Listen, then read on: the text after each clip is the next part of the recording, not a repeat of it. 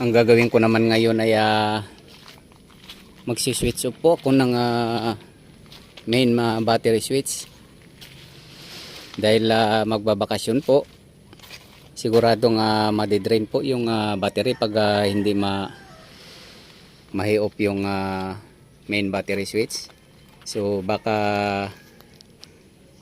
pag-resume nyo po lalo na pag medyo mahina na yung battery nyo, na pinabayaan yung naka switch on yung battery switch, so maaari pong hindi na po makarecover yung inyong battery. So kailangan po siyang ma-switch off, lalo na po mga 1 linggo yung bakasyon.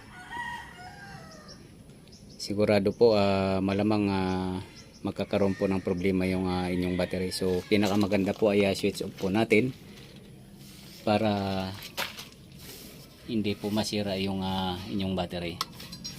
Katulad po to naka-switch on po at magbabakasyon na po dahil Pasko. So kailangan po natin i-switch off to.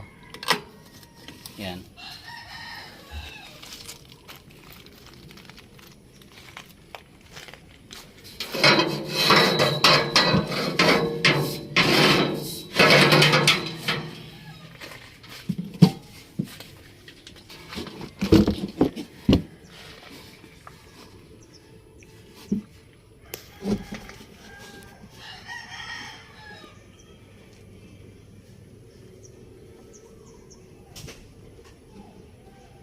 So iwasan po natin na ma-drain yung battery ng pangmatagalan na standby ng inyong sasakyan. Kasi kapag luma na po yung battery nyo, mahirapan na po siya makarecover. So magpapalit po kayo ng battery pag ganun. So madalas po nangyayari sa amin dito yung ganyang klase pag mahabang bakasyon. So pagbalik po namin, yung battery po ay pag may hindi na na-recover, so magpapalit po kami.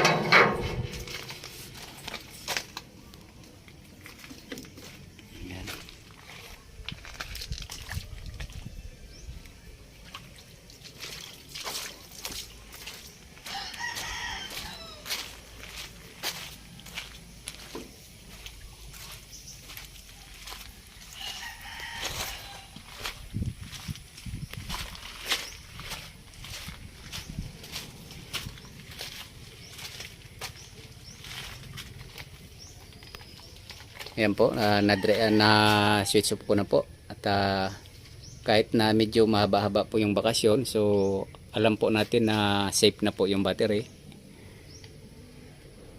At hanggang dito na lang po muna ang video kong ito. Please like, subscribe na lang po and hit notification bell para sa susunod na mga video. God bless all po.